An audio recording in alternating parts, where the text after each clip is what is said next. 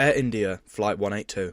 On the 23rd of June 1985, Air India Flight 182, a Boeing 747, was cruising over the Atlantic Ocean off the coast of Ireland during the Montreal to London leg of its journey to India, when a bomb would explode on board. The aircraft broke apart in mid-air and fell into the sea. This was not an accident caused by weather, pilot error or mechanical failure. It was a deliberate terrorist attack planned long before the aircraft ever left the ground. Investigators discovered that the bomb had been hidden inside checked baggage loaded onto the aircraft through Canada as part of a coordinated plot. On the same day, a second bomb connected to the same operation exploded at Tokyo's Narita airport during baggage transfer, killing 2 handlers, and confirming that this had been a wider, carefully organised aviation attack rather than a single isolated incident. The bombing went on to become one of the darkest events in Canadian history, especially because later investigations found serious failures in intelligence sharing, policing, and aviation security. The case proved that the threat to an airliner can begin long before takeoff, through weaknesses in baggage screening and security coordination on the ground. In the end, the destruction of Flight 182 killed all 329 people on board, making it the deadliest terrorist attack in Canadian history. Turkish Airlines Flight 981. On the 3rd of March 1974, Turkish Airlines Flight 981, a McDonnell Douglas DC-10, departed Paris for London before disaster struck only 10 minutes into the flight. Shortly after takeoff, the aircraft's rear cargo door blew open in mid-air. The sudden pressure change caused part of the cabin floor above the cargo hold to collapse, and when that happened, it severed critical control cables running through the floor. In seconds, the crew lost much of their ability to control the aircraft. Therefore, the DC-10 plunged into Hermonville Forest in France and was completely destroyed. What made the crash even more disturbing was that the warning signs had already been there. A similar cargo door failure had happened on an American Airlines DC-10 in 1972, but because that earlier crew managed to land safely, the full danger of the design weakness had not yet been dealt with properly. Investigators found that the cargo door could appear securely locked even when it was not fully latched, creating a hidden trap in the aircraft's design. Flight 981 became one of the most important crashes in aviation history because it showed how a known engineering flaw, if not fully corrected, can produce a catastrophe on an enormous scale. In the end, everyone on board was killed, 346 people in total. Saudi Flight 763 and Kazakhstan Airlines Flight 1907 mid-air collision, famously known as the Charkhi Dadri mid-air collision, sorry if I pronounced that wrong. On the 12th of November 1996, Saudi Flight 763 and Kazakhstan Airlines Flight 1907 met in the sky near Charkhi Dadri, west of Delhi, in the deadliest mid-air collision in aviation history. The Saudi aircraft, a Boeing 747, had just departed Delhi and was climbing away, while the Kazakhstan Airlines aircraft, an Aviation Il-76, was descending towards the airport to land. Air traffic control had assigned both aircraft different altitudes so they could pass safely, but that separation was soon lost. The Kazakhstan crew did not remain at their cleared level and instead descended into the path of the climbing 747. Within moments, the two jets collided in midair and broke apart. What makes this crash so important is that it was not caused by a dramatic explosion or major technical fault, but by a breakdown in basic separation and communication, one of the most fundamental protections in aviation.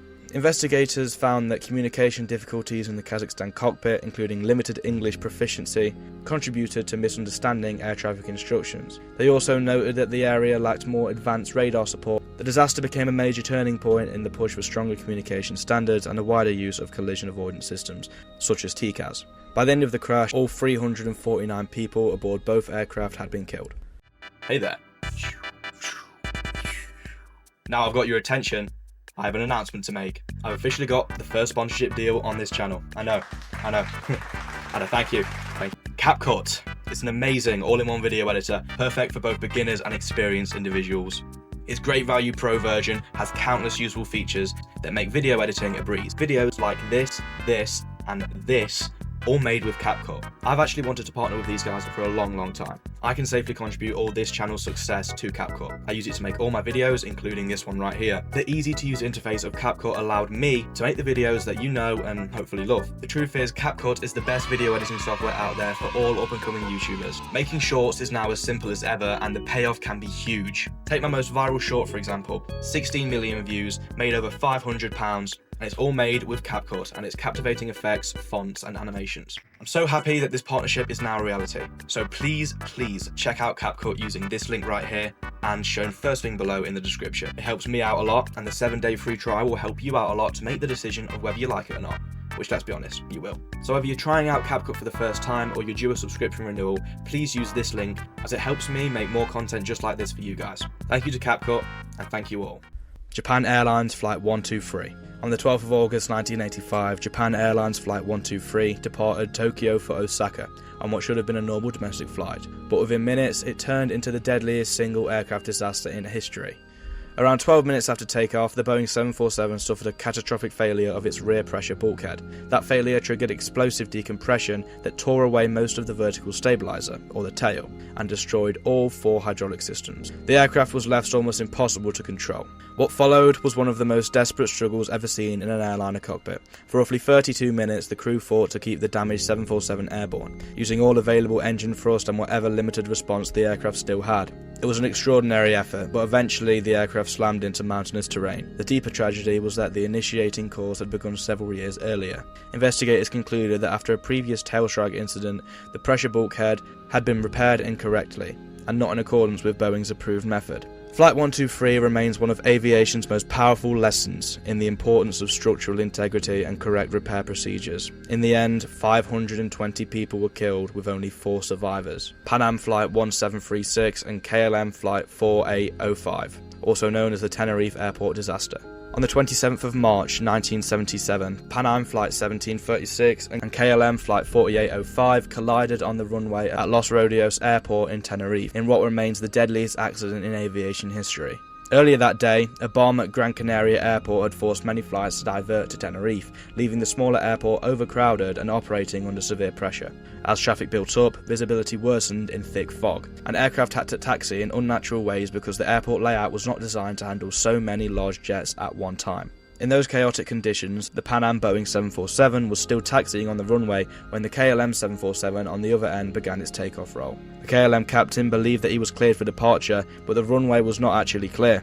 By the time the two crews had saw each other through the fog, there was almost no time left to react. The KLM tried to lift off early, but its undersized engines slammed into the Pan Am jet, destroying both aircraft.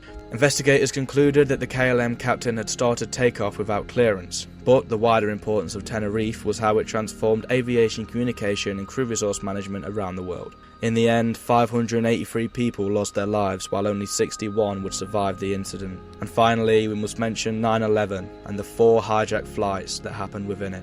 As you all know, on the 11th of September 2001, 4 commercial airliners were hijacked in the United States and used as weapons of mass destruction in the deadliest terrorist attack in aviation history. American Airlines Flight 11 and United Airlines Flight 175 were flown into the north and south towers of the World Trade Center in New York. American Airlines Flight 77 was crashed into the Pentagon, and United Airlines Flight 93 came down in Pennsylvania after passengers and crew fought back against the hijackers, preventing the aircraft from reaching its intended target. What makes 9/11 so important in aviation history is that it completely changed the understanding of what a hijacking could be.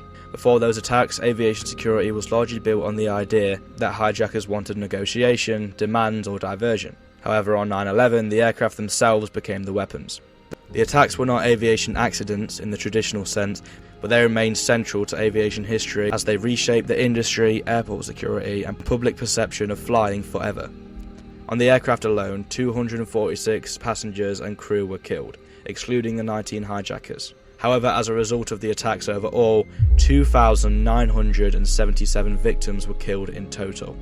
This was as a result of impact, falling debris, and later health conditions directly attributed to smoke inhalation from the event.